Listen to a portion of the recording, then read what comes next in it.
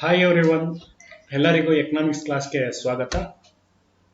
ಇವತ್ತು ನಿರುದ್ಯೋಗದ ಎರಡನೇ ಭಾಗವನ್ನು ನೋಡೋಣ. ಅಂದ್ರೆ ಹಿಂದಿನ ತರಗತಿಯಲ್ಲಿ ನಿರುದ್ಯೋಗದ ವಿಧಗಳು ನೋಡಿದಾವೆ. ನಿರುದ್ಯೋಗ ಅಂದ್ರೆ ಏನು, ನಿರುದ್ಯೋಗದ 10 ವಿಧಗಳನ್ನ ನೋಡಿದಾವೆ. ಈ ಕ್ಲಾಸ್ ಅಲ್ಲಿ ನಾವು ನಿರುದ್ಯೋಗ ಸಂಬಂಧಪಟ್ಟಂತೆ ಆ ಎರಡನೇ ಭಾಗ ಅಂತಂದ್ರೆ ನಿರುದ್ಯೋಗ ಅಥವಾ ಉದ್ಯೋಗಕ್ಕೆ ಸಂಬಂಧಪಟ್ಟಂತೆ ಕೆಲವೊಂದು ಕಾನ್ಸೆಪ್ಟ್ಗಳಿವೆ. ಅವೇನಂತೇಳಿ ನೋಡೋಣ ಬನ್ನಿ. Next, what is labour supply? ಅಂದ್ರೆ ಲೇಬರ್ ಸಪ್ಲೈ ಏನಪ್ಪಾ ಅಂತಂದ್ರೆ a supply of labor that workers are willing to offer at different wages rate. ಅಂತಂದ್ರೆ ಕಾರ್ಮಿಕ ಸರಬರಾಜು ಅಂದ್ರೆ ಏನಪ್ಪಾ ಅಂತಂದ್ರೆ ಕಾರ್ಮಿಕರು ವಿವಿಧ ವೇತನ ದರದಲ್ಲಿ ನೀಡಲು ಸಿದ್ಧರಿರುವ ಕಾರ್ಮಿಕರ ಪೂರೈಕೆ. ಅಂತಂದ್ರೆ ಒಂದು ರೇಟ್ ಇದೆ ಅಥವಾ ವಿವಿಧ ರೇಟ್ ಇದೆ, ಅದಕ್ಕೆ ಸಂಬಂಧಪಟ್ಟಂತೆ ಏನಿದೆ ಲೇಬರ್ ಸಪ್ಲೈ ಇರುವಂತದ್ದು. ಅಂದ್ರೆ ಇವಾಗ ಎಕ್ಸಾಂಪಲ್, ಒಬ್ಬ ವ್ಯಕ್ತಿ ಏನು ಓದಿಲ್ಲ, ಅನಕ್ಷರಸ್ಥ ಇದ್ದಾನೆ ಅಂದ್ಕೊಡಿ, ಅವನಿಗೆ ದಿನಕ್ಕೆ 300 ರೂಪಾಯಿ ಕೊಡ್ತೀನಿ ಅಂದ್ರೆ ವಿವಿಧ ದರ 300 ರೂಪಾಯಿ ಕೊಡ್ತೀನಿ ಅಂದ್ರೆ ಅವನು ಉದ್ಯೋಗ ಮಾಡಕ್ಕೆ ಏನ್ ಮಾಡ್ತಾನೆ, ರೆಡಿ ಇರ್ತಾನೆ. ಇದು ಏನು, ಕಾರ್ಮಿಕ ಪೂರೈಕೆ. ಅದೇ ರೀತಿ ಒಬ್ಬ ಎಜುಕೇಟೆಡ್ ಅಂದ್ರೆ ಒಳ್ಳೆ ವಿದ್ಯಾಭ್ಯಾಸವನ್ನ ಪಡೆದಿದ್ದಾನೆ, ಅವನು ದೈಹಿಕ ಕೆಲಸ ಅಲ್ಲ ಅಥವಾ ಆ ಕೆಲಸ ಅಲ್ಲ, ಬದಲಾಗಿ ಅವನು ಮಾನಸಿಕ ಅಥವಾ ಒಂದು ಜ್ಞಾನವನ್ನು ನಂಬಿರ್ತಾನೆ. ಅವನು ದಿನಕ್ಕೆ ಎಷ್ಟು ಕೇಳ್ತಿದ್ದಾನಪ್ಪ ಅಂದ್ರೆ 1000 ರೂಪೀಸ್ ಕೇಳ್ತಿದ್ದಾನೆ. ಒಂದು ದಿನಕ್ಕೆ 1000 ರೂಪಾಯಿ ಕೇಳ್ತಿದ್ದಾನೆ. ಸೊ ಆ 1000 ರೂಪಾಯಿ ಕೊಟ್ರೆ ಏನಾಗ್ತಾನೆ, ಅವನು ಉದ್ಯೋಗಕ್ಕೆ ಬರೋಕೆ ಅವ್ನು ಸಿದ್ಧನಿರ್ತಾನೆ. ಇದನ್ನ ನಾವೇನ್ ಹೇಳ್ತೀವಿ, ಎರಡು ನಾವು ಲೇಬರ್ ಸಪ್ಲೈ ಅಂತ ಹೇಳ್ತೀವಿ. ಅಂದ್ರೆ ಕಾರ್ಮಿಕ ಸರಬರಾಜು ಅಂದ್ರೆ ಕಾರ್ಮಿಕರು ವಿವಿಧ ದರದಲ್ಲಿ ನೀಡಲು ಕಾರ್ಮಿಕರ ಪೂರೈಕೆ. ಅಂದ್ರೆ ಕಾರ್ಮಿಕರು ವಿವಿಧ ವೇತನ ದರದಲ್ಲಿ ಸಿದ್ಧರಿರುವ ಕಾರ್ಮಿಕರ ಪೂರೈಕೆಯಾಗಿದೆ. ಸೊ ಲೇಬರ್ ಸಪ್ಲೈ ಅಂದ್ರೆ ವೆರಿ ಸಿಂಪಲ್, ಏನಪ್ಪಾ ಅಂತಂದ್ರೆ ಒಂದು ಕೂಲಿಯ ದರದ ಮೇಲೆ ಏನಾಗುತ್ತೆ, ಕಾರ್ಮಿಕರ ಪೂರೈಕೆ ಆಗುತ್ತೆ, ಅದೇ ಲೇಬರ್ ಸಪ್ಲೈ. ನಂತರ ಲೇಬರ್ ಫೋರ್ಸ್ ಅಂದ್ರೆ ಕಾರ್ಮಿಕ ಬಲ. ಅಂದ್ರೆ ಏನಪ್ಪಾ ಅಂತಂದ್ರೆ number of person actually working are willing to work. ಅಂದ್ರೆ ಕಾರ್ಮಿಕ ಬಲ ಅಂತಂದ್ರೆ ಕೆಲಸ ಮಾಡಲು ಸಿದ್ಧ ಇರುವ, ಅಂದ್ರೆ ಸಿದ್ಧರಿರುವ ಅಥವಾ ಆಲ್ರೆಡಿ ಏನ್ ಮಾಡ್ತಿದ್ರೆ ಉದ್ಯೋಗದಲ್ಲಿದ್ದಾರೆ ಉದ್ಯೋಗಸ್ಥರು. ಅಂದ್ರೆ ಇಲ್ಲಿ ಎರಡು ಕಾನ್ಸೆಪ್ಟ್ ಇದೆ. ಅಂದ್ರೆ ಲೇಬರ್ ಫೋರ್ಸ್ ಅಂತಂದ್ರೆ ಉದ್ಯೋಗ ಮಾಡಲು ಸಿದ್ಧರಿರುವ, ಅಂದ್ರೆ ಉದ್ಯೋಗ ಕೊಟ್ರೆ ನಾನು ಕೆಲಸ ಮಾಡಕ್ಕೆ ನಾನು ರೆಡಿ ಇರ್ತೀನಿ. ಅದೇ ನಂತರ ತದನಂತರ ಇನ್ನೊಂದು ಏನಪ್ಪಾ ಅಂತಂದ್ರೆ ಆಲ್ರೆಡಿ ಉದ್ಯೋಗದಲ್ಲಿ ಇದ್ದಾರೆ ಅಂತಂದ್ರೆ ಸಿದ್ಧರಿರುವ ಮತ್ತು ಉದ್ಯೋಗಸ್ಥರು, ಇವೆರಡೂ ಸೇರಿ ಏನ್ ಹೇಳ್ತೀವಿ, ಲೇಬರ್ ಫೋರ್ಸ್ ಅಂತ ಹೇಳ್ತೀವಿ. ಇದನ್ನ ಕಾರ್ಮಿಕ ಬಲ ಅಂತ ಹೇಳಿ ಕರಿತೀವಿ. ನಂತರ ವರ್ಕ್ ಫೋರ್ಸ್ ಅಥವಾ ಕಾರ್ಯಪಡೆ ಅಂತಂದ್ರೆ ಏನಪ್ಪಾ ಅಂತಂದ್ರೆ only those persons who are actually working. ಅಂದ್ರೆ ನಿಜವಾಗಿ ಕೆಲಸ ಮಾಡುವ ವ್ಯಕ್ತಿಗಳು ಮಾತ್ರ. ನಾವೇನಂತಂದ್ರೆ ಹಿಂದೆ ಲೇಬರ್ ಸಪ್ಲೈಯಲ್ಲಿ ಏನಂತ ಅಂದ್ಕೊಂಡು ಸಿದ್ಧರಿರುವ ಮತ್ತು ಉದ್ಯೋಗಸ್ಥರು ಆಲ್ರೆಡಿ ಉದ್ಯೋಗದಲ್ಲಿ ಇರುವಂತ. ಆದ್ರೆ ಇಲ್ಲಿ ವರ್ಕ್ ಫೋರ್ಸ್ ಅಂತಂದ್ರೆ ಏನು, ಆಲ್ರೆಡಿ ಉದ್ಯೋಗದಲ್ಲಿ ಇದ್ದಾರೆ. ಇದು ಒಂದು ಎಫೆಕ್ಟ್, ಅಂದ್ರೆ ಆಲ್ರೆಡಿ ಕಾರ್ಯನಿರತರಾಗಿರೋಂತ ವ್ಯಕ್ತಿಗಳನ್ನ ನಾವೇನಂತೀವಿ, ವರ್ಕ್ ಫೋರ್ಸ್ ಅಂತ ಹೇಳಿ ಕರಿತೀವಿ. ಸೊ ವರ್ಕ್ ಫೋರ್ಸ್ಗೂ ಲೇಬರ್ ಫೋರ್ಸ್ಗೂ ಏನ್ ವ್ಯತ್ಯಾಸ ಅಂತಂದ್ರೆ ಲೇಬರ್ ಫೋರ್ಸ್ ಅಲ್ಲಿ ಆಲ್ರೆಡಿ ಕಾರ್ಯನಿರತನೂ ಇರ್ತಾರೆ, ಆದ್ರೆ ಅದ್ರ ಜೊತೆಗೆ ಲೇಬರ್ ಫೋರ್ಸ್ ಅಲ್ಲಿ ಏನಿರ್ತಾರೆ, ಕೆಲಸ ಮಾಡಲು ಸಿದ್ಧರಿರ್ತಾರೆ, ಅಂದ್ರೆ ಅವಕಾಶಕ್ಕೋಸ್ಕರ ಕಾಯ್ತಾ ಇರ್ತಾರೆ. ಆದ್ರೆ ವರ್ಕ್ ಫೋರ್ಸ್ ಅಲ್ಲಿ ಹಂಗಲ್ಲ, ಇಲ್ಲಿ ಕಾರ್ಯಕ್ಕೋಸ್ಕರ ಉದ್ಯೋಗಕ್ಕೋಸ್ಕರ ಕಾಯೋ ವ್ಯಕ್ತಿಗಳನ್ನ ಬಿಟ್ಟು ಆಲ್ರೆಡಿ ಉದ್ಯೋಗಸ್ಥರಾಗಿದ್ದಾರಲ್ಲ ಅವ್ರು ಮಾತ್ರ ನಾವು ವರ್ಕ್ ಫೋರ್ಸ್ ಅಂತೇಳಿ ಕರಿತೀವಿ. ತದನಂತರ ಇನ್ನೊಂದು ಫಾರ್ಮುಲಾ ಏನಪ್ಪಾ ಅಂತಂದ್ರೆ, ಸಾಮಾನ್ಯವಾಗಿ ಒಂದು ದೇಶದ ಎಕಾನಮಿಲಿ ಲೇಬರ್ ಫೋರ್ಸ್ ರೇಟ್ ಎಷ್ಟಿದೆ ಅಂತೇಳಿ ಕೇಳ್ತಾ ಇರ್ತಾರೆ. ಲೇಬರ್ ಫೋರ್ಸ್ ರೇಟ್ ಎಷ್ಟಿದೆ ಅಥವಾ ವರ್ಕ್ ಫೋರ್ಸ್ ರೇಟ್ ಎಷ್ಟಿದೆ, ಪಾರ್ಟಿಸಿಪೇಷನ್ ರೇಟ್ ಎಷ್ಟಿದೆ ಅಂತೇಳಿ ಕೇಳ್ತಾ ಇರ್ತಾರೆ. ಆದ್ರಿಂದ ಅದನ್ನ ಯಾವ ರೀತಿ ಬರುತ್ತೆ ಅನ್ನೋದ ಕಾನ್ಸೆಪ್ಟ್ ಇದೆ. ಅಂದ್ರೆ ಲೇಬರ್ ಫೋರ್ಸ್ ಪಾರ್ಟಿಸಿಪೇಷನ್ ರೇಟ್ ಅಂತ ಅನ್ನೋದು ಏನಪ್ಪಾ ಅಂತಂದ್ರೆ ಕಾರ್ಮಿಕ ಬಲದ ಭಾಗವಹಿಸಿಕೆ ಏನಪ್ಪಾ ಅಂತಂದ್ರೆ ಲೇಬರ್ ಫೋರ್ಸ್ ಅಥವಾ ಅಂದ್ರೆ labour force divided by population into 100 ಅಂತಂದ್ರೆ ಈ ಲೇಬರ್ ಫೋರ್ಸ್ ಅನ್ನೋ ಡೆಫಿನೇಷನ್ ನಾವು ಹಿಂದೆ ನೋಡಿದೀವಿ. So labour force divided by ಒಟ್ಟು ಪಾಪ್ಯುಲೇಷನ್ ಅಂದ್ರೆ ಕೆಲಸ ಮಾಡಲು ಸಿದ್ಧರಿರುವ ಮತ್ತು ಆಲ್ರೆಡಿ ಏನು ಉದ್ಯೋಗದಲ್ಲಿ ನಿರತರಾಗಿರುವಂತವ್ರನ್ನ, ನಾವು ಉದ್ಯೋಗದಲ್ಲಿ ನಿರತರಾಗಿರುವಂತ ವ್ಯಕ್ತಿಗಳನ್ನ ಏನ್ ಮಾಡ್ತೀವಿ, ಒಟ್ಟು ಪಾಪ್ಯುಲೇಷನ್ ಅಲ್ಲಿ ಡಿವೈಡ್ ಮಾಡಿ ಅದನ್ನ 100 ಅಲ್ಲಿ ನಾವು ಏನ್ ಮಾಡ್ತೀವಿ, ಮಲ್ಟಿಪ್ಲೈ ಮಾಡಿದ್ರೆ ನಮ್ಗೆ ಏನ್ ಬರುತ್ತೆ, ಲೇಬರ್ ಫೋರ್ಸ್ ಸಿಗುತ್ತೆ. ಪ್ರಸ್ತುತ ಭಾರತದಲ್ಲಿ ಸುಮಾರು ಅಂದಾಜು 48% ಏನೋ ನಿಯರ್ ಏನಿದೆ ಲೇಬರ್ ಫೋರ್ಸ್ ಪಾರ್ಟಿಸಿಪೇಷನ್ ರೇಟ್ ಇದೆ. ನಂತರ ವರ್ಕ್ ಫೋರ್ಸ್ ಪಾರ್ಟಿಸಿಪೇಷನ್ ರೇಟ್ ಅಂದ್ರೆ ಕಾರ್ಯಪಡೆಯ ಭಾಗವಹಿಸಿಕೆ ದರ. ಇಲ್ಲೂ ಸೇಮ್ ಏನಪ್ಪಾ ಅಂತಂದ್ರೆ ಇಲ್ಲಿ ಜಸ್ಟ್ ಲೇಬರ್ ಫೋರ್ಸ್ ಏನ್ ಮಾಡ್ತೀವಿ, ಈ ಲೇಬರ್ ಫೋರ್ಸ್ ಅನ್ನೋ ಪದ ಬದಲು ಚೇಂಜ್ ಮಾಡಿ ನಾವು ವರ್ಕ್ ಫೋರ್ಸ್ ಅಂತ ಹೇಳ್ತೀವಿ. ಸೊ ಏನಪ್ಪಾ ಅಂತಂದ್ರೆ work force divided by total population, ಒಂದು ರಾಷ್ಟ್ರದ ಒಂದು ಜನಸಂಖ್ಯೆ ಇಂಟು 100. ಇನ್ನ ಭಾಗವಹಿಸೋರು ಏನ್ ಮಾಡುತ್ತೆ, ನಮಗೆ ವರ್ಕ್ ಫೋರ್ಸ್ ಪಾರ್ಟಿಸಿಪೇಷನ್ ರೇಟ್ ಸಿಗುತ್ತೆ. Work force participation rate up ಅಂತಂದ್ರೆ ಜಸ್ಟ್ ಈ ಫಾರ್ಮುಲಾ ಅಪ್ಲೈ ಮಾಡಿದ್ರೆ ನಮಗೆ ಸಿಗುತ್ತೆ. ಸೊ ಇಲ್ಲಿ ಏನಂದ್ರೆ ವರ್ಕ್ ಫೋರ್ಸ್ ಪಾರ್ಟಿಸಿಪೇಷನ್ ಅಲ್ಲಿ ಬರೀ ಜಸ್ಟ್ ಆಲ್ರೆಡಿ ಏನ್ ಮಾಡ್ತೇವೆ, ಕಾರ್ಯನಿರತ ಅಂದ್ರೆ ಆಲ್ರೆಡಿ ಉದ್ಯೋಗದಲ್ಲಿ ಇರುವಂತವ್ರನ್ನ ನಾವ್ ಏನ್ ಮಾಡ್ತೀವಿ, ಇದರಲ್ಲಿ ಕೌಂಟ್ ಮಾಡ್ತೀವಿ.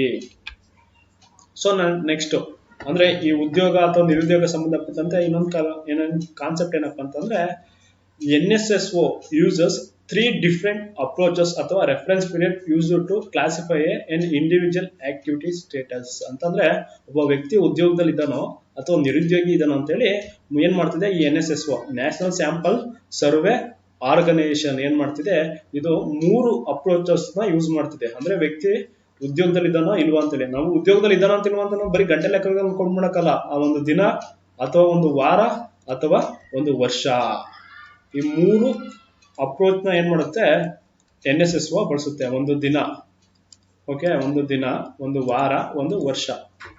ಸೊ ನೋಡಿ, usually status approach with a reference period of 365 days. Next ಎರಡನೇದು ಏನಪ್ಪಾ ಅಂತಂದ್ರೆ, currently week status approach with a reference period of 7 days. ಮೂರನೇದು ಕರೆಂಟ್ಲಿ ಡೈಲಿ ಸ್ಟೇಟಸ್ ಅಂದ್ರೆ ಒಂದು ಪ್ರತಿನಿತ್ಯದಲ್ಲಿ ದಿನಕ್ಕೆ 8 ಗಂಟೆ ಅವನು ಉದ್ಯೋಗ ಮಾಡ್ತಿದ್ದಾನೋ ಅಥವಾ 2 ಗಂಟೆ ಮಾಡ್ತಿದ್ದಾನೋ 4 ಗಂಟೆ ಮಾಡ್ತಿದ್ದಾನೋ ಅನ್ನೋ ಒಂದು NSSO ಏನ್ ಮಾಡುತ್ತೆ, ಒಂದು ಅಪ್ರೋಚ್ ಬಳಸಿ ಅದು ಆ ವ್ಯಕ್ತಿ ಉದ್ಯೋಗದಲ್ಲಿ ಇದ್ದಾನೋ ಅಥವಾ ನಿರುದ್ಯೋಗದಲ್ಲಿ ಇದ್ದಾನೋ ಅಂತ ವ್ಯಕ್ತಿ ಇದ್ದಾನೋ ಅಂತ ಹೇಳಿ NSSO ಡಿಸೈಡ್ ಮಾಡುತ್ತೆ, ಒಂದು ಸಮೀಕ್ಷೆ ಮಾಡುತ್ತೆ. ನಂತರ ಈ ನಿರುದ್ಯೋಗ ಅಂದ್ರೆ ಈ ನಿರುದ್ಯೋಗಕ್ಕೆ ಕಾರಣಗಳೇನು ಅಂದ್ರೆ, ಎಕ್ಸಾಮ್ ಅಲ್ಲಿ ಅದೇ ಸಿ ಗ್ರೂಪ್ ಆಗಲಿ ಕಾಂಪಿಟೇಟಿವ್ ಎಕ್ಸಾಮ್ ಅಲ್ಲಿ ಕೇವಲ ನೀವು ಫ್ಯಾಕ್ಚುಯಲ್ ಕಾನ್ಸೆಪ್ಟ್ ನಮ್ಗೆ ಗೊತ್ತು ಅಂದ್ಕೊಂಡು ಹೋಗ್ಬೋದು, ಅದ್ರ ಜೊತೆ ಕಾರಣಗಳು ಗೊತ್ತಿದೆ ಅಂತ ಅನ್ಕೋತೀವಿ. ಸಮಟೈಮ್ಸ್ ಏನಿರುತ್ತೆ, ಕೆಲವೊಂದು ಆಪ್ಷನ್ಸ್ ಗಳು ನಮ್ಮನ್ನ ಕನ್ಫ್ಯೂಸ್ ಮಾಡುತ್ತೆ. ಆದ್ರಿಂದ ಈ ನಿರುದ್ಯೋಗಕ್ಕೆ ಕಾರಣಗಳೇನು ಅಂತ ಹೇಳಿ ನಾವು ತಿಳ್ಕೊಬೇಕಾಗತ್ತೆ. ಸೊ ಏನು ನಿರುದ್ಯೋಗ ಕಾರಣ ಏನಪ್ಪಾ ಅಂತಂದ್ರೆ, slow rate of economic growth ಅಂದ್ರೆ ಏನಪ್ಪಾ ಅಂತಂದ್ರೆ, ಆರ್ಥಿಕ ಬೆಳವಣಿಗೆಯ ನಿಧಾನ ದರ. ಅಂದ್ರೆ ಆರ್ಥಿಕ ಅಭಿವೃದ್ಧಿ ಏನಾಗ್ತಿದೆ, ಆಮೆಯ ರೀತಿ ಏನಾಗ್ತಿದೆ, ಚಲಿಸ್ತಿದೆ. ಆದ್ರೆ ಆ ಜನಸಂಖ್ಯೆಯ ದರ ಹೆಚ್ಚಾಗಿದ್ದು ಉದ್ಯೋಗವನ್ನ ಬೇಡುವರ ಪ್ರಮಾಣ ಎಷ್ಟಿದೆ ಅಂದ್ರೆ, ಚಿರತೆಯ ವೇಗದಲ್ಲಿ ಏನಾಗ್ತಿದೆ, ಬೇಡಿಕೆ ಹೆಚ್ಚಾಗ್ತಿದೆ. ಅಂತಂದ್ರೆ ಬೆಳವಣಿಗೆ, ಆರ್ಥಿಕ ಅಭಿವೃದ್ಧಿಯ ಬೆಳವಣಿಗೆ ಕಡಿಮೆ ಇದೆ, ಇದರಿಂದ ಏನಾಗ್ತಿಲ್ಲ, ಉದ್ಯೋಗ ಅವಕಾಶಗಳು ಹೆಚ್ಚು ಸೃಷ್ಟಿಯಾಗ್ತಿಲ್ಲ. ಉದ್ಯೋಗ ಅವಕಾಶಗಳು ಕೇವಲ ಕಡಿಮೆ ಇದೆ. ಆ ಉದ್ಯೋಗ ಕೇಳಕ್ಕಿಂತ ಉದ್ಯೋಗ ಎಷ್ಟು ಸೃಷ್ಟಿಯಾಗಿದೆಯೋ ಅದಕ್ಕಿಂತ ಹೆಚ್ಚಾಗಿ ಕೇಳುವರ ಪ್ರಮಾಣ ಅತಿ ಹೆಚ್ಚು ಇದೆ. ಇಂಥ ಸಮಯದಲ್ಲಿ ಏನಾಗುತ್ತೆ, ಮಿಸ್ ಮ್ಯಾಚ್ ಆಗುತ್ತೆ. ಅಂದ್ರೆ ಉದ್ಯೋಗ ಅವಕಾಶಗಳು ಸಾಕಷ್ಟು ಸೃಷ್ಟಿಯಾಗಲ್ಲ. ಅಂತ ಸಮಯದಲ್ಲಿ ಏನಾಗುತ್ತೆ, ನಿರುದ್ಯೋಗ ಕಾರಣ ಆಗುತ್ತೆ. ನಂತರ ಹೈ ಪಾಪ್ಯುಲೇಷನ್ ಗ್ರೋತ್ ರೇಟ್ ಅಂದ್ರೆ ಹೆಚ್ಚಿನ ಜನಸಂಖ್ಯಾ ಬೆಳವಣಿಗೆ ದರ. ಅಂದ್ರೆ ಭಾರತದಂತ ರಾಷ್ಟ್ರದಲ್ಲಿ ಜನಸಂಖ್ಯಾ ಸ್ಫೋಟ ಇದೆ, ಕೇವಲ ಬೆಳವಣಿಗೆ ದರ ಇಲ್ಲ. ಅಂದ್ರೆ ನಮ್ಮ ಜನಸಂಖ್ಯೆ ಏನು ಗ್ರೋತ್ ಜಸ್ಟ್ 5 or 10% ಇಲ್ಲ, ನಮ್ಮಲ್ಲಿ ಎಷ್ಟಿದೆ 17% ಏನಿದೆ ವರ್ಷಕ್ಕೆ ಪಾಪ್ಯುಲೇಷನ್ ಗ್ರೋತ್ ರೇಟ್ ಇದೆ. ಇದರಿಂದ ಏನಾಗ್ತಿದೆ, ನಮ್ಮಲ್ಲಿ ಜನಸಂಖ್ಯೆ ಮಿತಿ ಮೀರಿ ಬೆಳೀತಿದೆ. ಇದರಿಂದ ಏನಾಗ್ತಿಲ್ಲ, ಯಾವುದೇ ರಾಷ್ಟ್ರದಲ್ಲಿ ಆ ಜನಸಂಖ್ಯೆಗೆ ಏನಾಗುತ್ತೆ, ಸಾಕಷ್ಟು ಸಂಪನ್ಮೂಲಗಳು ದೊರೆಯೋದಿಲ್ಲ. ಇದರಿಂದ ಏನಾಗುತ್ತೆ, ಅವರಿಗೆ ಅವಕಾಶಗಳು ಕೊರತೆ ಸೃಷ್ಟಿಯಾಗಿ ಉದ್ಯೋಗ ಅವಕಾಶಗಳು ದೊರೆಯದೆ ನಿರುದ್ಯೋಗ ಅನ್ನೋದು ಹೆಚ್ಚಾಗ್ತಿದೆ. ನಂತರ ಓವರ್ ಡಿಪೆಂಡ್ಸ್ ಆನ್ ಟೆಕ್ನಾಲಜಿ ಅಂತಂದ್ರೆ ಏನಾಗ್ತಿದೆ, ಉದ್ಯಮದಾರರು ಕೈಗಾರಿಕೆಗಳಲ್ಲಿ ಮಾನವನ ಶ್ರಮಕ್ಕೆ ಬದಲಾಗಿ ತಂತ್ರಜ್ಞಾನವನ್ನ ಬಳಸ್ಕೊತಿದ್ದಾರೆ. ಈ ತಂತ್ರಜ್ಞಾನವನ್ನ ಬಳಸ್ಕೊಳ್ಳೋದ್ರಿಂದ ಏನಾಗುತ್ತೆ, ಮಾನವನ ಬೇಡಿಕೆಗೆ ಏನಾಗುತ್ತೆ, ಬೇಡಿಕೆ ಕುಂಠಿತ ಆಗುತ್ತೆ. ಒಬ್ಬ ವ್ಯಕ್ತಿ ಒಂದು ಸಾಮಾನ್ಯ ಜಸ್ಟ್ ಎಕ್ಸಾಂಪಲ್ ಮಾಡ್ಕೊಳ್ಳಿ, ಒಂದು ರಸ್ತೆ ನಿರ್ಮಾಣ ಮಾಡಕ್ಕೆ ಒಂದು JCB ಪರ್ಚೇಸ್ ಮಾಡ್ದ ಅಂದ್ರೆ, ಆ JCB ಏನ್ ಮಾಡುತ್ತೆ, 10 ಜನಕ್ಕೆ ಬೇಕಾದ ಒಂದು ಉದ್ಯೋಗನ ಅದು JCB ಏನ್ ಮಾಡುತ್ತೆ, ಕಾರ್ಯ ಮಾಡುತ್ತೆ. ಸೊ ಒಂದು ತಂತ್ರಜ್ಞಾನವನ್ನು ನಾವು ಬಳಸಿದ್ರೆ 10 ಜನರನ್ನು ನಾವು ಮನೆ ಕಳಿಸ್ದಂಗೆ. ಇದರಿಂದ ಏನಾಗುತ್ತೆ, ನಿರುದ್ಯೋಗ ಅನ್ನೋದು ಹೆಚ್ಚಾಗುತ್ತೆ. ನಂತರ lack of advocate fund allocation ಅಂತಂದ್ರೆ ಸಾಕಷ್ಟು ಸಂಪನ್ಮೂಲವನ್ನ ಹಂಚಿಕೆ ಮಾಡ್ತಾ ಇಲ್ಲ.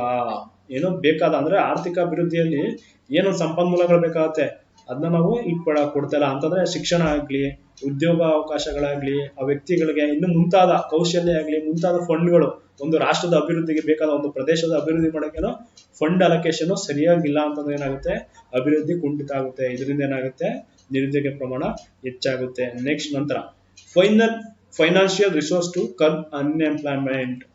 ಅಂದ್ರೆ ಇವಾಗ ಆಲ್ರೆಡಿ ನಿರುದ್ಯೋಗ ಇದೆ, ಅದನ್ನ ಏನ್ ಮಾಡಲು, ನಿಯಂತ್ರಣ ಮಾಡಲು ಅಂದ್ರೆ ಕಂಟ್ರೋಲ್ ಮಾಡಲು ಏನ್ ಮಾಡಲ್ಲ, ಸಾಕಷ್ಟು ಫೈನಾನ್ಷಿಯಲ್ ರಿಸೋರ್ಸ್ ಇರಲ್ಲ. ಅಂತ ಸಮಯದಲ್ಲೂ ಕೂಡ ನಿರುದ್ಯೋಗ ಆಗುತ್ತೆ. ಅಂದ್ರೆ ನಿರುದ್ಯೋಗ ಎಲ್ಲಾ ದೇಶಗಳು ಇದ್ದೇ ಇರುತ್ತೆ. ಆ ನಿರುದ್ಯೋಗವನ್ನ ಕಂಟ್ರೋಲ್ ಮಾಡ್ಬೇಕಂದ್ರೆ ಸಾಕಷ್ಟು ಹಣಕಾಸು ಸಂಪನ್ಮೂಲವನ್ನ ಏನ್ ಮಾಡ್ಬೇಕಾಗುತ್ತೆ, ಬಳಕೆ ಮಾಡುತ್ತೆ. ಅಂತ ಸಮಯದಲ್ಲಿ ಆ ಬಳಕೆ ಇಲ್ಲ ಅಂತಂದ್ರೆ ನಿರುದ್ಯೋಗ. ಈ ಹಿಂದೆ ನಿರುದ್ಯೋಗಕ್ಕೆ ಸಂಬಂಧಪಟ್ಟಂತ ಕಾರಣಗಳು ನೋಡ್ದ, ಆದ್ರೆ ಕೆಲವೊಂದು ಭಾರತಕ್ಕೆ ಸಂಬಂಧಪಟ್ಟಂತೆ ಕೆಲವೊಂದು ಕಾರಣಗಳಿವೆ. ಅಂದ್ರೆ ಹಿಂದೆ ನೋಡಿದಂಥದ್ದು ಜಾಗತಿಕವಾಗಿ ಎಲ್ಲಾ ರಾಷ್ಟ್ರಗಳು ಕಂಡುಬರುತ್ತೆ, ಆದ್ರೆ ಭಾರತದಂತ ರಾಷ್ಟ್ರಗಳಲ್ಲಿ ಕೆಲವೊಂದು ಕಾರಣಗಳು ಮಾತ್ರ ನಿರುದ್ಯೋಗಕ್ಕೆ ಕಾರಣ ಆಗ್ತಿದೆ. ಅಂತ ಕೆಲವೊಂದು ಕಾರಣಗಳೇನಪ್ಪಾ ಅಂತಂದ್ರೆ ಕ್ಯಾಸ್ಟ್ ಸಿಸ್ಟಮ್, ಏನಪ್ಪಾ ಅಂತಂದ್ರೆ ಜಾತಿ ವ್ಯವಸ್ಥೆ.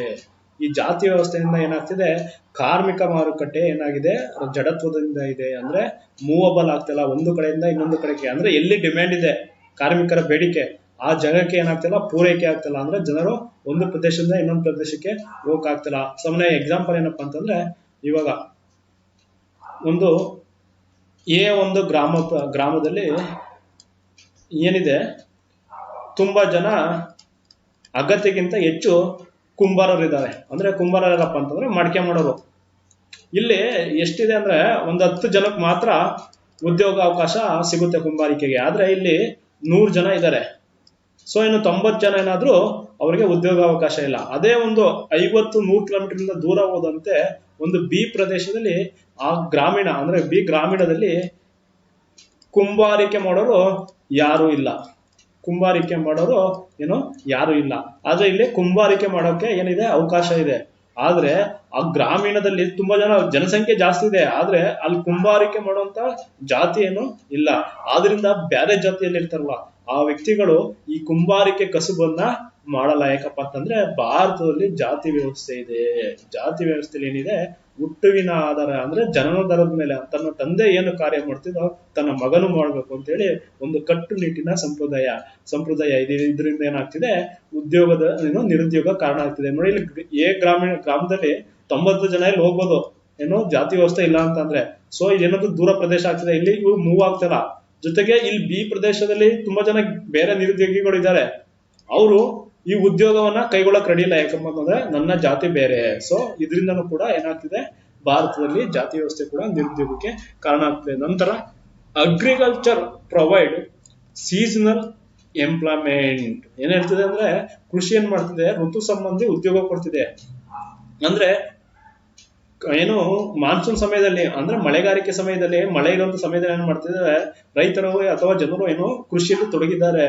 ಆದ್ರೆ ಕೃಷಿ ಅಂದ್ರೆ ಮಳೆಗಾಲ ಮುಗಿದ ನಂತರ ನೀರಾವರಿ ಇಲ್ಲದಿರೋದ್ರಿಂದ ಅಲ್ಲೇನಾಗಲ್ಲ, ಕೃಷಿ ಚಟುವಟಿಕೆಗಳು ನಡೆಯಲ್ಲ. ಅಂತ ಸಮಯದಲ್ಲಿ ಆ ವ್ಯಕ್ತಿಗಳೇನಾಗ್ತಾರೆ, ಬೇರೆ ಉದ್ಯೋಗವನ್ನ ಅರಸಿ ಹೋಗುವಂತ ಪ್ರಮಾಣ ಕಮ್ಮಿ ಇದೆ. ಯಾಕೆಂಪ ಅಂದ್ರೆ ಭಾರತದಲ್ಲಿ ಮತ್ತೆ ಅವ್ರು ಹೋದ್ರೆ ಮತ್ತೆ ಕೃಷಿ ಮಾಡ್ಬೇಕು, ಮತ್ತೆ ಬರ್ಬೇಕು ಅನ್ನೋ ಒಂದು ಕಾರಣಗಳಿಂದ ಅವರು ಬೇರೆ ಪ್ಲೇಸ್ಗಳಿಗೆ ಅಥವಾ ಬೇರೆ ಒಂದು ಕ್ಷೇತ್ರಕ್ಕೆ ಅವರು ಉದ್ಯೋಗ ಮಾಡಕ್ ಹೋಗಕ್ ರೆಡಿ ಇರಲ್ಲ. ಸೊ ಕೃಷಿಯಲ್ಲಿ ಏನ್ ಮಾಡ್ತಾರೆ, ಮಳೆಗಾಲ ಸಮಯದಲ್ಲಿ ಕಾರ್ಯವನ್ನ ಮಾಡಿ ಇನ್ನು ಉಳಿದ ಸಮಯದಲ್ಲಿ ಏನಾಗ್ತಾರೆ, ನಿರುದ್ಯೋಗಿಗಳಾಗಿ ಇರ್ತಾರೆ.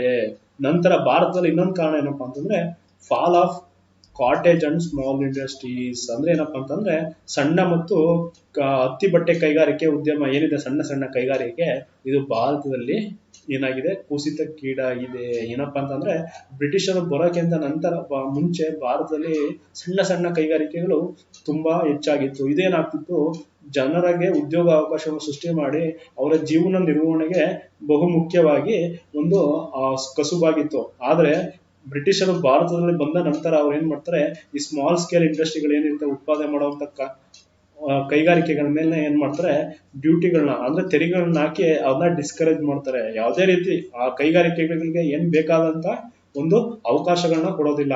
ಅದರ ಬದಲಾಗಿ ಇಂಗ್ಲೆಂಡ್ ಇಂದ ಸಿದ್ಧವಾದಂತ ವಸ್ತುಗಳನ್ನ ಏನ್ ಮಾಡ್ತಾ ಇರ್ತಾರೆ, ಕೊಂಡ್ಕೋತಾ ಇರ್ತಾರೆ. ಅಲ್ಲಿ ಕೊಂಡ್ಕೊ ಬಂದು ಭಾರತದಲ್ಲಿ ಮಾಡ್ತಾರೆ. ಭಾರತದಲ್ಲಿ ಕಚ್ಚಾ ವಸ್ತುಗಳು ತಗೊಂಡಾಗ ಈ ಸ್ಮಾಲ್ ಕೈಗಾರಿಕೆಗಳಿಗೆ ಏನಾಗಲ್ಲ, ಕಚ್ಚಾ ವಸ್ತುಗಳು ಸಿಗಲ್ಲ. ಅದ್ರ ಬದಲಾಗಿ ಭಾರತದಿಂದ ಹೊರಗಡೆ ಕಚ್ಚಾ ವಸ್ತುಗಳನ್ನ ರಫ್ತು ಮಾಡಿ ಸಿದ್ಧ ವಸ್ತುಗಳನ್ನ ಆಮದು ಮಾಡ್ಕೊತಿದ್ರು. ಅಂತ ಸಮಯದಲ್ಲಿ ಈ ಭಾರತದ ಸಣ್ಣ ಕೈಗಾರಿಕೆಗಳಿಗೆ ಏನಾಗ್ತಿಲ್ಲ, ಬೇಡಿಕೆ ಸಿಗ್ತಿಲ್ಲ. ಇದರಿಂದ ಏನಾಯ್ತು, ಸಣ್ಣ ಕೈಗಾರಿಕೆಗಳು ಭಾರತದಲ್ಲಿ ಪತನವಾದವು. ನಮ್ಮ ಭಾರತದಲ್ಲಿ ಸಣ್ಣ ಕೈಗಾರಿಕೆಗಳನ್ನ ಕೋಟ್ಯಾಂತರ ಜನರು ಅವಲಂಬಿಸಿದ್ರು. ಇದರಿಂದ ಏನಾಯ್ತು, ನಿರುದ್ಯೋಗಕ್ಕೆ ಅವಕಾಶವಾಯಿತು. ನಂತರ advocate availability of means of production. So ಇಲ್ಲಿ ಏನಪ್ಪಾ ಅಂತಂದ್ರೆ, ಒಂದು ಉತ್ಪಾದನಾ ಸಾಧನಗಳ ಅಸಮರ್ಪಕ ಲಭ್ಯತೆ ಅಂತಂದ್ರೆ ಏನಪ್ಪಾ ಅಂತಂದ್ರೆ, ಭಾರತದಲ್ಲಿ ಜಾತಿ ವ್ಯವಸ್ಥೆ ಇರೋದ್ರಿಂದ, ಜೊತೆಗೆ ಆದಾಯ ಅಸಮಾನತೆ ಇರೋದ್ರಿಂದ ಎಲ್ಲರಿಗೂ ಏನಿಲ್ಲ, ಸಾಕಷ್ಟು ಭೂಮಿ ಇಲ್ಲ, ಭೂಮಿ ಬಂಡವಾಳಗಳು ಇಲ್ಲ.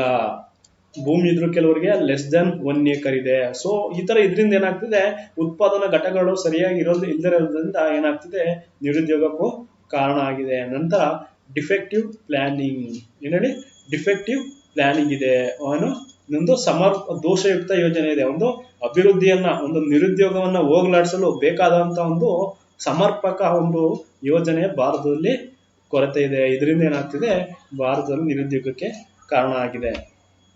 ನಂತರ ನಿರುದ್ಯೋಗದಿಂದ ಏನು ಪರಿಣಾಮಗಳಾಗ್ತವೆ, ಕಾನ್ಸಿಕ್ವೆನ್ಸಸ್ ಏನಪ್ಪಾ ಅಂತಂದ್ರೆ, ಎಕ್ಸ್ಪ್ಲಾಯಿಟೇಷನ್ ಆಫ್ ಲೇಬರ್. ಅಂದ್ರೆ ಸಾಕಷ್ಟು ನಿರುದ್ಯೋಗ ಪ್ರಮಾಣ ತುಂಬಾ ದೊಡ್ಡ ಪ್ರಮಾಣದಲ್ಲಿ ಇದೆ ಅನ್ಕೊಡಿ.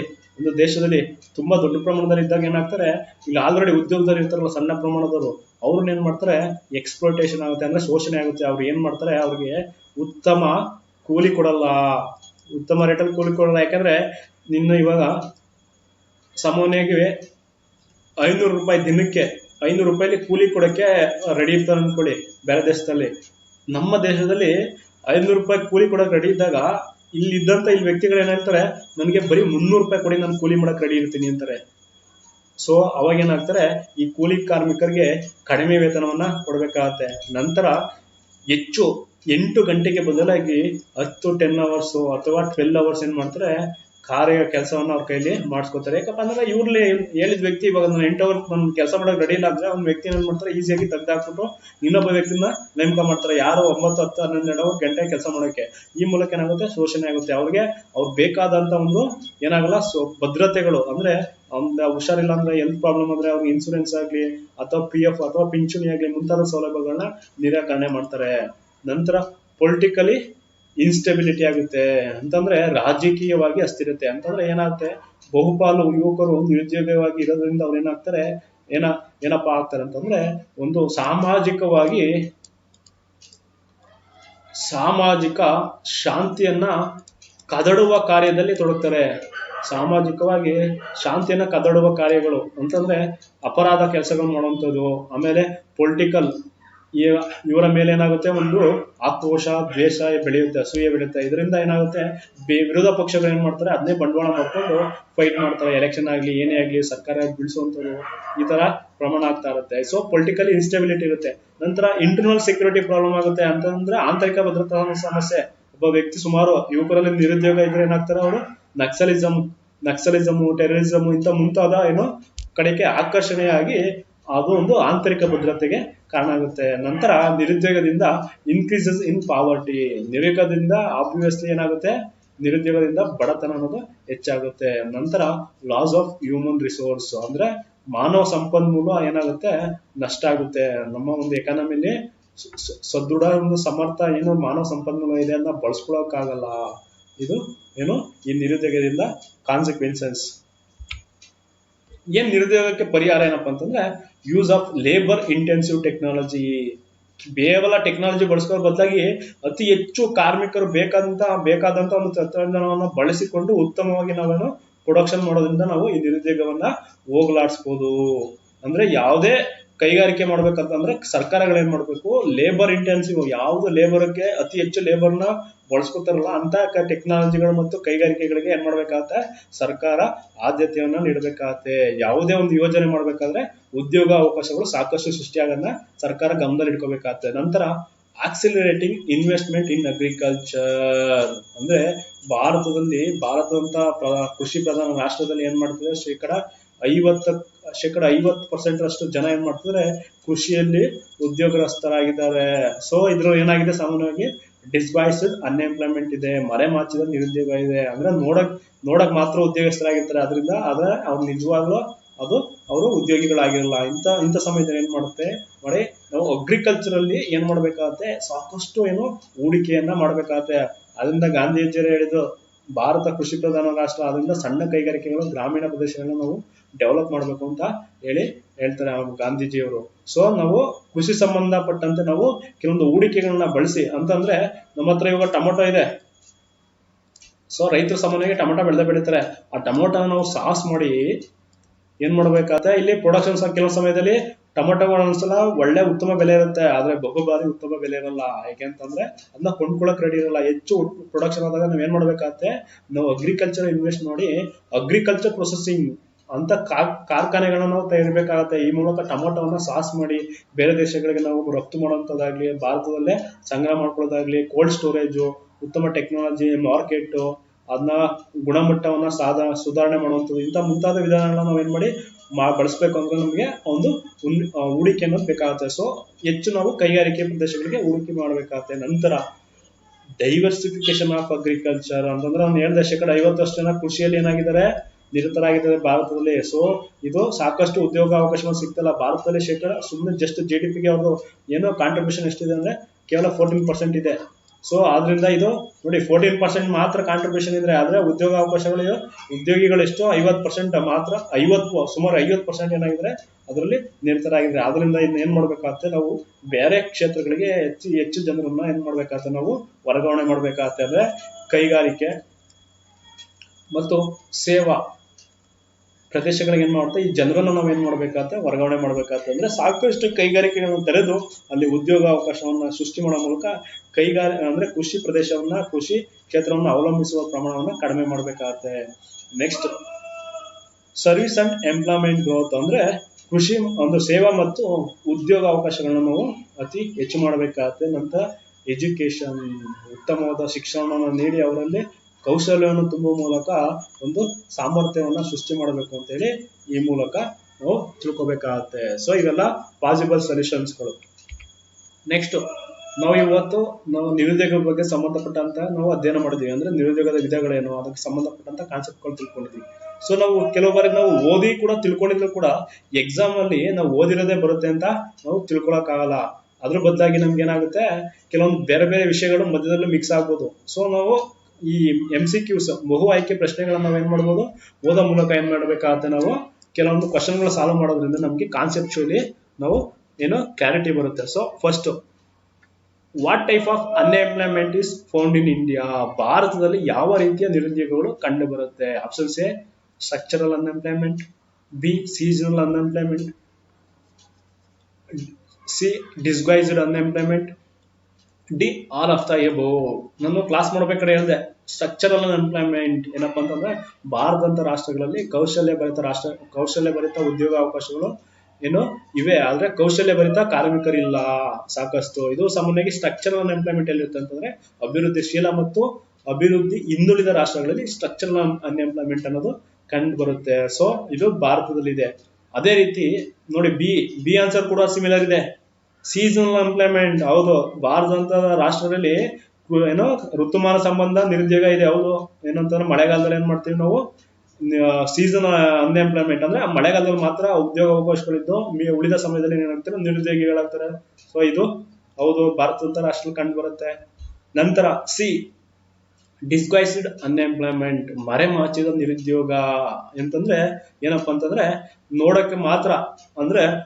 ನೋಡಕ್ ಮಾತ್ರ ಏನಾಗಿರ್ತಾರೆ, ಉದ್ಯೋಗಿಗಳಾಗಿರ್ತಾರೆ. ಆದ್ರೆ ಆಕ್ಚುಲಿ ಅವ್ರು ಏನಾಗಿರ್ತಾರೆ, ನಿರುದ್ಯೋಗಿಗಳಾಗಿರ್ತಾರೆ. ಇದು ಮರೆಮಾಚಿದ ನಿರುದ್ಯೋಗ. ಇದನ್ನ ನಾವು ಹಿಂದಿನ ತರಗತಿ ನಾವು ತಿಳ್ಕೊಂಡು ಹಿಂದಿನ ವಿಡಿಯೋದಲ್ಲಿ. ಸೊ ಈ ಮೂರು ಏನಾಗ್ತವೆ, ಭಾರತದಲ್ಲಿ ಕಂಡು ಬರುತ್ತೆ. So answer is all of the above. So ನೋಡಿ, ನಾವು ಆಪ್ಷನ್ಸ್ ನಾವು ಯಾವಾಗ್ಲೂ ಬರೀ ಕೇವಲ ಸ್ಟ್ರಕ್ಚರಲ್ ಅನ್ಎಂಪ್ಲಾಯ್ಮೆಂಟ್ ನೋಡೋದಕ್ಕೆ ಹೌದು ಭಾರತದಲ್ಲಿ ಇದೆ ಅಂತ ಹೇಳ್ಬಿಟ್ಟು ನಾವು ಏನೋ ಟಿಕ್ ಮಾಡಕ್ ಹೋಗ್ಬಾರ್ದು. ಸೊ ನಾವು ತಾಳ್ಮೆಯಿಂದ ಎಲ್ಲಾ ಆಪ್ಷನ್ಸ್ ಗಳನ್ನ ನಾವು ಕಾಂಪಿಟೇಟಿವ್ ಎಕ್ಸಾಮ್ ಅಲ್ಲಿ ಏನ್ ಮಾಡ್ಬೇಕಾಗತ್ತೆ, ಯೋಚನೆ ಮಾಡ್ಬೇಕಾಗತ್ತೆ. ಸೊ ಸ್ಟ್ರಕ್ಚರಲ್ ಎಂಪ್ಲಾಯ್ಮೆಂಟ್ ಬರುತ್ತಾ, ಸೊ ಬರುತ್ತೆ ಅಂತ ಈ ತರ ಮಾರ್ಕ್ ಮಾಡ್ಕೋಬೇಕು. ಸೀಸನಲ್ ಎಂಪ್ಲಾಯ್ಮೆಂಟ್ ಬರುತ್ತೆ, ಡಿಸ್ಗೈಸ್ಡ್ ಎಂಪ್ಲಾಯ್ಮೆಂಟ್ ಬರುತ್ತೆ. So answer is all of the above. ನಂತರ ಎರಡನೇ ಪ್ರಶ್ನೆ, what type of unemployment is found in developed countries? ಅಭಿವೃದ್ಧಿ ಹೊಂದಿದ ದೇಶಗಳಲ್ಲಿ ಯಾವ ರೀತಿಯ ನಿರುದ್ಯೋಗ ಅನ್ನೋದು ಕಂಡು ಬರುತ್ತೆ? ಸೊ ಇನ್ವಾಲಂಟರಿ ಅನ್ಎಂಪ್ಲಾಯ್ಮೆಂಟ್ ಕಂಡು ಬರುತ್ತಾ, ಅಂದ್ರೆ ಅನೈಚ್ಛಿಕ ನಿರುದ್ಯೋಗ ಅಂದ್ರೆ ಅವ್ನು ಉದ್ಯೋಗ ಮಾಡಕ್ ರೆಡಿ ಇದ್ದಾನೆ ಆದ್ರೆ ಉದ್ಯೋಗಕ್ಕೆ ಅವಕಾಶಗಳು ಸಿಗ್ತಲ್ಲ ಅನ್ನೋದು ಇನ್ವಾಲೆಂಟ್ರಿ ಅನ್ಎಂಪ್ಲಾಯ್ಮೆಂಟ್ ಅಂತ ಹೇಳ್ತೀವಿ. ಸೊ ವಾಲೆಂಟ್ರಿ ಎಂಪ್ಲಾಯ್ಮೆಂಟ್ ಅಂದ್ರೆ ಏನ್ ಹೇಳಿ ಅಂದ್ರೆ ಸ್ವಯಂ ಪ್ರೇರಿತ ನಿರುದ್ಯೋಗ. ನಂತರ ಸ್ಟ್ರಕ್ಚರಲ್ ಅನ್ಎಂಪ್ಲಾಯ್ಮೆಂಟ್ ರಚನಾತ್ಮಕ ನಿರುದ್ಯೋಗ. ಆಮೇಲೆ ಡಿಸ್ಗೈಸ್ಡ್ ಅನ್ಎಂಪ್ಲಾಯ್ಮೆಂಟ್ ಏನೋ ಮರೆಮಾಚಿದ ನಿರುದ್ಯೋಗ. ಇನ್ನು ನಾವು ಕೂಲಂಕುಷವಾಗಿ ನೋಡಿ ಸ್ವಲ್ಪ ಎಲಿಮಿನೇಷನ್ ಮಾಡಕ್ ಕಷ್ಟ ಆಗ್ತಿದೆ, ಆದ್ರೆ ನಾವು ತರಗತಿಯಲ್ಲಿ ಕ್ಲಾಸ್ ಮಾಡಿರ್ತೀವಲ್ಲ ಅದನ್ನ ನಾವು ಒಂದು ಸೂಕ್ಷ್ಮವಾಗಿ ಅಬ್ಸರ್ವ್ ಮಾಡೋದ್ರಿಂದ ನಾವು ಏನ್ ಮಾಡ್ಬೋದು, ಅಪ್ಲಿಕೇಶನ್ ಮಾಡೋ ಮೂಲಕ ನಾವು ತಿಳ್ಕೊಬಹುದು. ಏನಪ್ಪಾ ಅಂತಂದ್ರೆ ಅಭಿವೃದ್ಧಿ ಹೊಂದಿದ ರಾಷ್ಟ್ರಗಳಲ್ಲಿ ಸಾಕಷ್ಟು ಏನಾಗುತ್ತೆ, ಡೆವಲಪ್ಮೆಂಟ್ ಇರುತ್ತೆ, ಪ್ರೊಡಕ್ಷನ್ ಇರುತ್ತೆ. ಅದರಿಂದ ಇನ್ವಾಲೆಂಟ್ರಿ ಅಂದ್ರೆ ಅಂದ್ರೆ ಅವನು ಉದ್ಯೋಗ ಮಾಡೋಕೆ ರೆಡಿ ಇದ್ದಾನೆ, ಸಿದ್ಧನಿದ್ದಾನೆ, ಆದ್ರೆ ಉದ್ಯೋಗ ಅವಕಾಶಗಳು ಸಿಗ್ತಿಲ್ಲ ಅಂತ ಹೇಳಿ ನಾವು ಅಭಿವೃದ್ಧಿ ಹೊಂದಿದ ರಾಷ್ಟ್ರಗಳಲ್ಲಿ ಹೇಳಂಗಿಲ್ಲ. ಸೊ ಅಲ್ಲಿ ಉದ್ಯೋಗ ಅವಕಾಶಗಳು ಸಾಕಷ್ಟು ಇದ್ದೇ ಇರುತ್ತೆ. ಸೊ ಈ ಕ್ವಶನ್ಗೆ ನಾವು ಎ ಆಪ್ಷನ್ಸ್ ಏನಿದೆ ರಾಂಗ್ ಇದೆ. ಇನ್ವಾಲೆಂಟ್ರಿ ಅನ್ಎಂಪ್ಲಾಯ್ಮೆಂಟ್ ಅಂದ್ರೆ ಉದ್ಯೋಗ ಅವಕಾಶಗಳು ಹೆಚ್ಚು ಇದೆ. ನಂತರ ಬಿ ನೋಡೋಕ್ಕಿಂತ ಮುಂಚೆ ಸಿ ನೋಡೋಣ. ಸಿ ಏನಪ್ಪಾ ಅಂತಂದ್ರೆ ಸ್ಟ್ರಕ್ಚರಲ್ ಎಂಪ್ಲಾಯ್ಮೆಂಟ್. ಸಾಮಾನ್ಯವಾಗಿ ನಾನು ಹಿಂದೆ ಹೇಳಿದೆ, ಸ್ಟ್ರಕ್ಚರಲ್ ಎಂಪ್ಲಾಯ್ಮೆಂಟ್ ಸಾಮಾನ್ಯವಾಗಿ ಎಲ್ಲಿ ಕಂಡು ಬರುತ್ತೆ ಅಂದ್ರೆ ಅಭಿವೃದ್ಧಿಶೀಲ ರಾಷ್ಟ್ರಗಳಲ್ಲಿ ಏನಾಗುತ್ತೆ, ಒಂದು ಎಕಾನಮಿ ಸರಿಯಾದ ರೀತಿ ಡಿಸೈನ್ ಆಗಿರಲ್ಲ. ಸೊ ಇದು ಕೂಡ ಏನಾಗಲ್ಲ, ಡೆವಲಪ್ಡ್ ಕಂಟ್ರಿಗಳಲ್ಲಿ ಅಷ್ಟಾಗಿ ಕಂಡು ಬರಲ್ಲ. ಇದೇನಂದ್ರೆ ಎಲ್ಲಾ ರಾಷ್ಟ್ರಗಳು ಒಂದು ಸಣ್ಣ ಪುಟ್ಟ ಇರ್ಬೋದು, ಆದ್ರೆ ಬಹುಮುಖ್ಯವಾಗಿ ಅಂದ್ರೆ ದೊಡ್ಡ ಪ್ರಮಾಣದಲ್ಲಿ ಇವು ಕಂಡು ಬರಲ್ಲ. ಆಮೇಲೆ ಡಿಸ್ಗೈಸ್ಡ್ ಅನ್ಎಂಪ್ಲಾಯ್ಮೆಂಟ್ ಅಂದ್ರೆ ಮರೆಮಾಚಿದ ನಿರುದ್ಯೋಗ. ಈ ಮರೆಮಾಚಿದ ನಿರುದ್ಯೋಗ ಎಲ್ಲಿರುತ್ತೆ ಅಂದ್ರೆ ಸಾಮಾನ್ಯವಾಗಿ ಕೃಷಿಯಲ್ಲಿ ಇರುತ್ತೆ. ಸಾಮಾನ್ಯವಾಗಿ ನೀವು ಅಭಿವೃದ್ಧಿಶೀಲ ರಾಷ್ಟ್ರಗಳು ಇದು ಮರೆಮಾಚಿದ ನಿರುದ್ಯೋಗ ಕಾಮನು, ಆದ್ರೆ ಅಭಿವೃದ್ಧಿ ಹೊಂದಿದ ರಾಷ್ಟ್ರಗಳಲ್ಲಿ ಕೃಷಿಯನ್ನ ಮಾಡುವಂತ ಪ್ರಮಾಣ ಎಷ್ಟಿರುತ್ತೆ, ಜನಸಂಖ್ಯೆಯ 5% ಎಷ್ಟಿರುತ್ತೆ, 10% ಇರುತ್ತೆ. ಸೊ ಅಲ್ಲಿ ನಮ್ಮ ಭಾರತದ ರಾಷ್ಟ್ರಗಳಲ್ಲಿ 1 ಎಕರೆ ಅಂದ್ರೆ ಸ್ವಲ್ಪ ಒಂದು ಫ್ಯಾಮಿಲಿಗೆ 1 to 2 ಅಥವಾ 3 ಹೆಕ್ಟೇರ್ ಜಮೀನಿದ್ರೆ ಹೆಚ್ಚು. ಸೊ ಅಂತ ಸಮಯದಲ್ಲಿ ಏನಾಗ್ತಾರೆ, ಒಂದೇ ಕುಟುಂಬದಲ್ಲಿ ಒಂದು ಕುಟುಂಬ ಅಥವಾ ತನ್ನ ಸ್ನೇಹಿತರ ಕುಟುಂಬ ಅಥವಾ ಅಣ್ಣ ತಮ್ಮಂದ್ರು ಏನ್ ಮಾಡ್ತಾರೆ, ಈ ಎಕರೆಯಲ್ಲಿ ಏನ್ ಮಾಡ್ಬೇಕಾಗುತ್ತೆ, ಕೃಷಿ ಮಾಡ್ಬೇಕಾಗತ್ತೆ. ಸೊ ಅಲ್ಲಿ ಏನಾಗ್ತದೆ, ಲೇಬರ್ ಇಂಟೆನ್ಸಿವ್ ಆಗ್ತು. ಅದೇ ಅಭಿವೃದ್ಧಿ ಹೊಂದಿದ ರಾಷ್ಟ್ರ ಏನಾಗುತ್ತೆ, 100 ಎಕರೆಯನ್ನ ಒಬ್ಬ ವ್ಯಕ್ತಿ ಏನ್ ಮಾಡ್ತಾನೆ, ಉಳುಮೆ ಮಾಡ್ತಾನೆ ತಂತ್ರಜ್ಞಾನವನ್ನ ಬಳಸಿ. ಸೊ ಇಲ್ಲಿ ಡಿಸ್ಗೈಸ್ಡ್ ಅನ್ಎಂಪ್ಲಾಯ್ಮೆಂಟ್ ಅನ್ನೋದು ಕಾಣಲ್ಲ. ಇಲ್ಲಿ ಸಾಮಾನ್ಯವಾಗಿ ಕೃಷಿ ಮಾಡೋಂತ ಪ್ರಮಾಣನ ಸಂಖ್ಯೆ ಏನಿರುತ್ತೆ, ಕಡಿಮೆ ಇರುತ್ತೆ, ಕೊರತೆ ಇರುತ್ತೆ, ಇನ್ನೂ ಬೇಕು ಅಂತ ಹೇಳಿ ಅಲ್ಲಿ ಎಕ್ಸ್ಪೆಕ್ಟೇಷನ್ ಇರುತ್ತೆ. ಅಲ್ಲಿ ಒಳ್ಳೆ ಎಜುಕೇಶನ್ ಲಿಟ್ರಸಿ ಇರೋದ್ರಿಂದ ಏನಾಗ್ತಾರೆ, ಎಲ್ಲರೂ ಕೈಗಾರಿಕೆ ಸೇವಾ ಕ್ಷೇತ್ರಗಳಲ್ಲಿ ಉದ್ಯೋಗಸ್ಥರಾಗಿರ್ತಾರೆ. ಸೊ ಇದು ಕೂಡ ಕಂಡು ಬರಲ್ಲ. ಆದರೆ ಉಳಿದಿದ್ದೇನಪ್ಪ ಅಂದ್ರೆ ವಾಲಂಟ್ರಿ ಅನ್ಎಂಪ್ಲಾಯ್ಮೆಂಟ್ ಅಂದ್ರೆ ಸ್ವಯಂ ಪ್ರೇರಿತ ನಿರುದ್ಯೋಗ. ಅಂದ್ರೆ ಇಲ್ಲಿ ಏನು ವ್ಯಕ್ತಿಗಳು ನಿರುದ್ಯೋಗ ಅವಕಾಶಗಳಿದ್ರು ಕೂಡ ಸಾಮಾನ್ಯವಾಗಿ ಉದ್ಯೋಗ ಮಾಡೋಕೆ ರೆಡಿ ಇರಲ್ಲ. ಯಾಕಂತಂದ್ರೆ ಆ ತಂದೆ ತಾಯಿಗಳು ರಿಚ್ ಆಗಿರ್ಬೋದು, ಇಲ್ಲ ಏನೋ ಒಂದು ಕಾರಣಗಳಿರ್ಬೋದು, ಏನಾಗ್ತಾರೆ ಸ್ವಯಂ ಪ್ರೇರಿತ ನಿರುದ್ಯೋಗ ಅನ್ನೋದು ಕಂಡು ಬರುತ್ತೆ. ಅಂದ್ರೆ ಸ್ವಯಂ ಪ್ರೇರಿತ ನಿರುದ್ಯೋಗ ಅಂದ್ರೆ ಉದ್ಯೋಗ ಅವಕಾಶಗಳಿದೆ, ಆದ್ರೆ ವ್ಯಕ್ತಿ ಮಾಡಕ್ಕೆ ಅವ್ನಿಗೆ ಇಷ್ಟ ಇಲ್ಲ, ಅದನ್ನ ನಾವೇನಂತೀವಿ ವಾಲಂಟ್ರಿ ಅನ್ಎಂಪ್ಲಾಯ್ಮೆಂಟ್ ಅಂತೀವಿ. ಸೊ 2ನೇ ಕ್ವಶನ್ಗೆ ಆಪ್ಷನ್ಸ್ ಬಿ ಇಸ್ ಸರಿ. ನೆಕ್ಸ್ಟ್ 3ನೇ ಪ್ರಶ್ನೆ, if person is ready to work at the prevailing wage rate in the market but he is unable to find the work, then what type of unemployment would be called? ಅಂದ್ರೆ ಒಬ್ಬ ವ್ಯಕ್ತಿಯು ಮಾರುಕಟ್ಟೆಯಲ್ಲಿ ಚಾಲ್ತಿರುವ ವೇತನ ದರದಲ್ಲಿ ಕೆಲಸ ಮಾಡಲು ಸಿದ್ಧನಿದ್ದಾನೆ, ಆದ್ರೆ ಅವನಿಗೆ ಕೆಲಸ ಸಿಗದಿದ್ದರೆ ಅದನ್ನ ನಾವು ಯಾವ ರೀತಿಯ ನಿರುದ್ಯೋಗ ಅಂತೇಳಿ ಕರಿತೀವಿ ನೋಡಿ. Options A voluntary unemployment, B involuntary unemployment, seasonal unemployment, D is the none of the above. ನೋಡಿ, ನಾವು ಕಾನ್ಸೆಪ್ಟ್ ಚೆನ್ನಾಗಿದ್ರೆ ತಿಳ್ಕೊಂಡಿದ್ರೆ, ಆ ಡೆಫಿನೇಷನ್ ಕಾನ್ಸೆಪ್ಟ್ ನಮ್ಗೆ ತಿಳಿದಿದ್ರೆ ನಾವು ಆನ್ಸರ್ ಮಾಡ್ತೀವಿ. ಏನಂದ್ರೆ ವ್ಯಕ್ತಿ ಅವ್ನು ರೆಡಿ ಇದ್ದಾನೆ, ಮಾರ್ಕೆಟ್ ಅಲ್ಲಿ ಅವ್ನು ಕೆಲಸ ಮಾಡಕ್ ಏನ್ ಮಾರ್ಕೆಟ್ ಇದೆ ರೆಡಿ ಇದ್ದಾನೆ, ಆದ್ರೆ ಅವ್ನಿಗೆ ಉದ್ಯೋಗ ಅವಕಾಶಗಳು ಸಿಗ್ತಲ್ಲ. ಸೊ ನಾವ್ ಅದನ್ನ ಏನ್ ಹೇಳ್ತೀವಿ ಅಂತಂದ್ರೆ ನಾವು ಅದನ್ನ ಇನ್ವಾಲಂಟ್ರಿ ಅನ್ಎಂಪ್ಲಾಯ್ಮೆಂಟ್ ಅಂತ ಹೇಳ್ತೀವಿ. ನೋಡಿ, ನಾವೇನಂತಂದು ಸಾಮಾನ್ಯವಾಗಿ ಇನ್ವಾಲಂಟ್ರಿ ಪದ ನಾವು ಕ್ಲಾಸ್ ಮಾಡ್ಬೇಕು ಬಳಸಲಿಲ್ಲ. ಯಾಕಪ್ಪ ಅಂತಂದ್ರೆ ನೀವು ಯಾವಾಗ್ಲೂ ನೆನಪಿರ್ಲಿ, ಕಾನ್ಸೆಪ್ಟ್ ತಿಳ್ಕೊಂಡಿರ್ಬೇಕು. ಸಮ್ಟೈಮ್ಸ್ ಪ್ರಶ್ನೆ ಕೇಳಬೇಕಾದ್ರೆ ಸ್ವಲ್ಪ ಡಿಫ್ರೆಂಟ್ ಪದಗಳು ಬರ್ತವೆ. ಸೊ ನೀವು ವಾಲಂಟ್ರಿ ಎಂಪ್ಲಾಯ್ಮೆಂಟ್ ಅಂದ್ರೆ ವ್ಯಕ್ತಿ ಏನ್ ಮಾಡಿದ ಕೆಲಸ ಇದೆ, ಅದನ್ನು ಮಾಡಕ್ ಅವನೇ ಸಿದ್ಧ ಇಲ್ಲ. ಇಲ್ಲಿ ಕ್ವಶನ್ ಏನ್ ಕೇಳಿರೋದು, ಅವ್ನು ಮಾಡಕ್ ಸಿದ್ಧ ಇದ್ದಾನೆ, ಅವ್ನಿಗೆ ಅವಕಾಶ ಸಿಗ್ತಲ್ಲ, ಅದನ್ನ ನಾವೇನ್ ಹೇಳ್ತೀವಿ ಇನ್ವಾಲಂಟ್ರಿ ಅನ್ಎಂಪ್ಲಾಯ್ಮೆಂಟ್ ಅಂತೇಳಿ ಕರಿತೀವಿ. ಸೀಸನಲ್ ಅನ್ಎಂಪ್ಲಾಯ್ಮೆಂಟ್ ಇಲ್ಲಿ ಬರಲ್ಲ, ಅಂದ್ರೆ ಋತು ಸಂಬಂಧವಾಗಿ ಅವನು ಇಲ್ಲೇನೋ ಮಾತಾಡಿಲ್ಲ ಈ ಪ್ರಶ್ನೆಯಲ್ಲಿ. ಸೊ 3ನೇ ಕ್ವಶನ್ಗೆ ಆನ್ಸರ್ ಏನಪ್ಪಾ ಅಂದ್ರೆ ಬಿ ಸ್ಟೇಟ್ಮೆಂಟ್ ಸರಿ ಇದೆ. ಸೊ ನಂತರ 4ನೇ ಪ್ರಶ್ನೆ, in which type of unemployment do marginal productivity of workers is 0?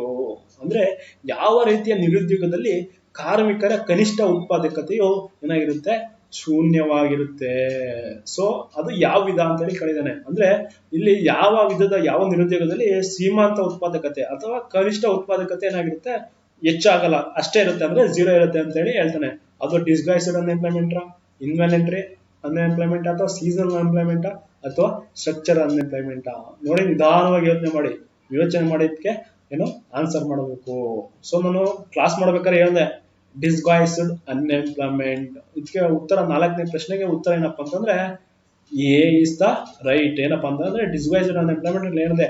ಏನಪ್ಪಾ ಅಂದ್ರೆ ನೋಡಕ್ಕೆ ಅವರು ಉದ್ಯೋಗಿ ತರ ಕಾಣ್ತಾರೆ, ಔಟ್ಲುಕ್ ಏನಿದೆ ಅವರು ಉದ್ಯೋಗಿಗಳ ತರ ಕಾಣ್ತಾರೆ, ಆದ್ರೆ ಏನೋ ಅವರು ನಿರ್ದ್ಯೋಗಿಗಳಾಗ್ತಾರೆ. ಅಂದ್ರೆ ಏನು ಅಂದ್ರೆ ಅಗತ್ಯಕ್ಕಿಂತ ಹೆಚ್ಚು ಜನ ಏನಾಗಿರೋದು ಒಂದೇ ಕ್ಷೇತ್ರದಲ್ಲಿ ಏನಾಗುತ್ತೆ, ಒಂದೇ ಪ್ರದೇಶದಲ್ಲಿ ಹೆಚ್ಚು ಜನ ಉದ್ಯೋಗಸ್ಥರಾಗಿರ್ತಾರೆ ಅಂತಂದ್ರೆ ನಾನು ಹೇಳ್ದೆ ಎಕ್ಸಾಂಪಲ್ ಕೊಟ್ಟೆ. ಒಂದು ಎಕರೆಯಲ್ಲಿ ಟೊಮೊಟೊ ಕುಯ್ಲ್ ಮಾಡೋಕೆ ಏನ್ ಬೇಕು, ಟೊಮೊಟೊ ಕುಯ್ಲ್ ಮಾಡೋಕೆ 10 ಜನ ಸಫಿಶಿಯೆಂಟ್. ಆದ್ರೆ ಅದ್ ಬದಲಾಗಿ ಎಷ್ಟು ಜನ ಇರ್ತಾರೆ, 20 ಜನ ಏನಾಗಿರ್ತಾರೆ ಟೊಮೊಟೊ ಕುಯ್ಲ್ ಮಾಡ್ತಾ ಇರ್ತಾರೆ. ಇದರಿಂದ ಏನಾಗ್ತು, ಟೊಮೊಟೊ ಪ್ರೊಡಕ್ಷನ್ ಇಲ್ಲೂ ಕೂಡ ಒಂದೇ ಟನ್ ಇತ್ತು, ಇಲ್ಲೂ ಕೂಡ ಒಂದೇ ಟನ್ ಇದೆ. ಅಂದ್ರೆ ಎಷ್ಟಿದೆ, ಒಂದೇ ಟನ್ ಇದೆ.